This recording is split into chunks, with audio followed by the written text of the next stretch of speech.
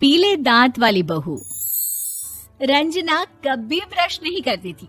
उसे कितनी बार उसके माँ बाप ने डांटा, लेकिन उसका कोई असर उस पर होता ही नहीं था, जिस कारण से उसके दांत पीले पीले हो जाते हैं। शादी के बाद अरे बहू, वैसे तो तुझ में कोई कमी नहीं है, पर तेरे दांत इतने पीले कैसे हैं बेटा? कैसे मतलब? कोई सर्जरी थोड़ी ना कराई है। वो तो क्या नाम, मैं ब्रश नहीं करती थी तो पीले हो गए। अब क्या करूं? आप कहें तो लाल करवा लूं या फिर काले? यार ये क्या है, क्यों माँ से लड़ रही हो? लड़ रही हूँ?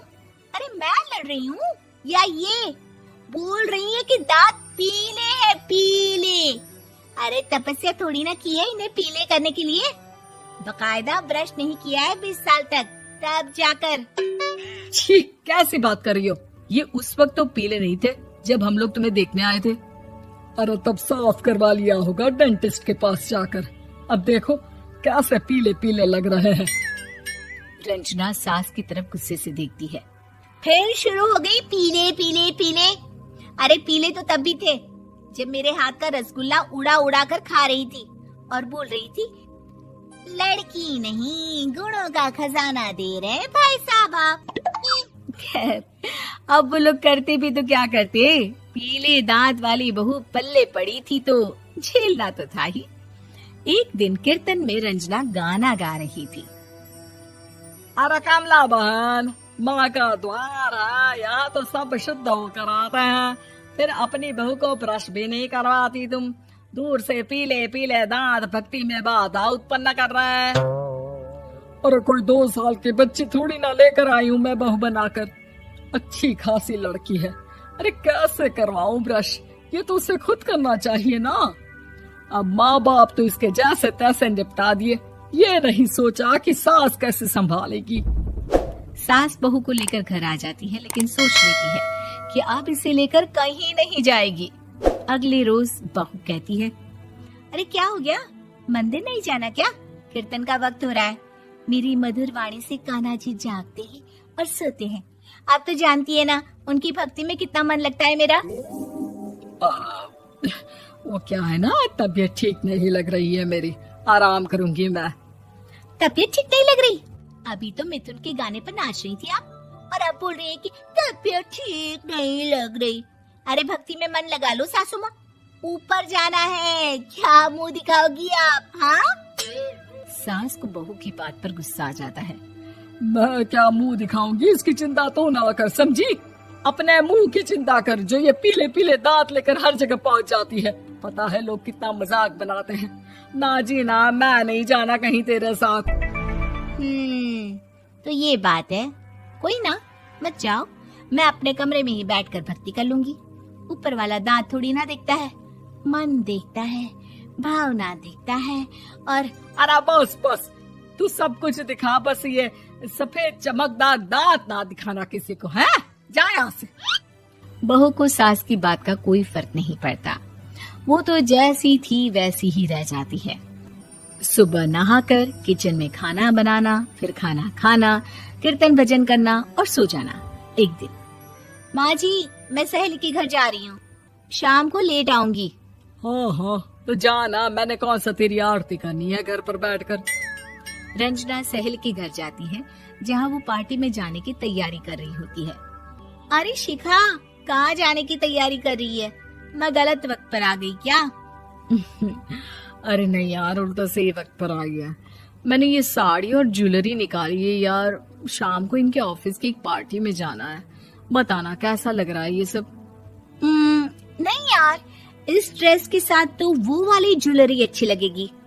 हाँ हाँ सही बोल रही है, मैंने ध्यान ही नहीं दिया। वैसे तो हमेशा से मस्त फैशन सेंस रखती है।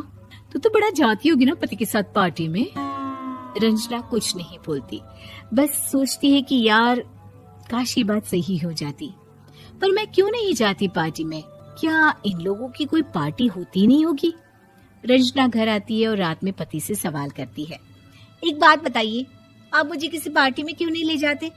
क्या आपके यहाँ ऑफिस में पार्टी नहीं होती? पति बेचारा क्या कहता कि दांत पीले हैं तुम्हारे इसलिए। अरे कोई पार्टी होती नहीं हम लोगों के ऑफिस में, तो कहाँ से लेकर जाऊं? और मार्केट, मॉल, कहीं वीकेंड घूमना, कहीं तो। अरे यार सारे हफ्ते में एक छुट्टी मिलती है, तो सोचता हूँ कि आराम ही कर लूं। क्यों? रंजना मन मार के रह जाती है। पहले कभी सास के साथ मंदिर जाया करती थी, लेकिन वो भी सास ने ले जाना बंद कर दिया। घर बैठी बैठी रंजना बोर हो जाती है। तभी उसे आइडिया आता है और वो मायके जाने का सोचती है। सासू माँ, 2 दिनों के लिए मम्मी के घर जा रही हूँ। अच्छा अच्छा ठीक है, आराम से जा। और हाँ, माँ से कुछ अच्छी आदत सीख कर आना कि कैसे शरीर के हर भाग की तरह दांतों की सफाई भी जरूरी होती है, समझी? शुरू हो गई ना आप। वो लोग आपकी तरह नहीं है कि छोटी छोटी बात का बतंगड़ बना दे। उन लोगों के लिए मैं मायने रखती हूँ, ना कि मेरे पीले पीले दांत।